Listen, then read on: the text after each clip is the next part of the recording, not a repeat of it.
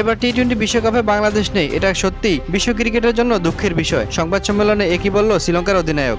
ঘরের মাঠে অবিশ্বাস্য এক জয় তুলে নিল শ্রীলঙ্কা। পাথুনু নিসাঙ্কার অনবদ্য সেঞ্চুরিতে অস্ট্রেলিয়াকে 8 উইকেট হারিয়ে টি-20 বিশ্বকাপে 2026-এর সুপার 8 নিশ্চিত করেছে দাসুন সানাকার দল। অন্যদিকে জিম্বাবুয়ের পর শ্রীলঙ্কার কাছে এই হারের বিশ্বকাপের পর্ব থেকে বিদায়ের সংখ্যা বেজে গেছে সাবেক চ্যাম্পিয়নদের।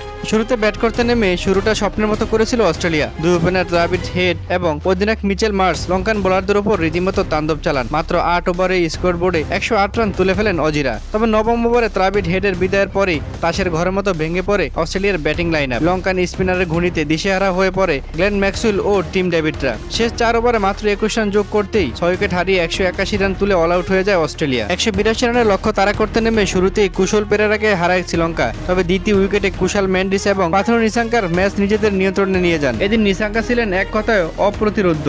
মাত্র 52 বলে 10টি 4 ও 5টি ছক্কার সাহায্যে তিনি তার ক্যারিয়ারের দ্বিতীয় টি-20 সেঞ্চুরি পূরণ করেন। তারপর 2 ওভার হাতে রেখেই দলকে জয়ের বন্দরে পৌঁছে নিয়ে যান তিনি। তাই ম্যাচ শেষে উপস্থাপকের প্রশ্নে বাংলাদেশকে নিয়ে এক গুরুত্বপূর্ণ মন্তব্য করেন দাসুন সানাকা। তিনি বলেন, বাংলাদেশ বিশ্বকাপে নেই রাজনৈতিক কারণে, তবে এটা বিশ্ব ক্রিকেটের জন্য খুবই একটা দুঃখের বিষয়, লজ্জার বিষয়।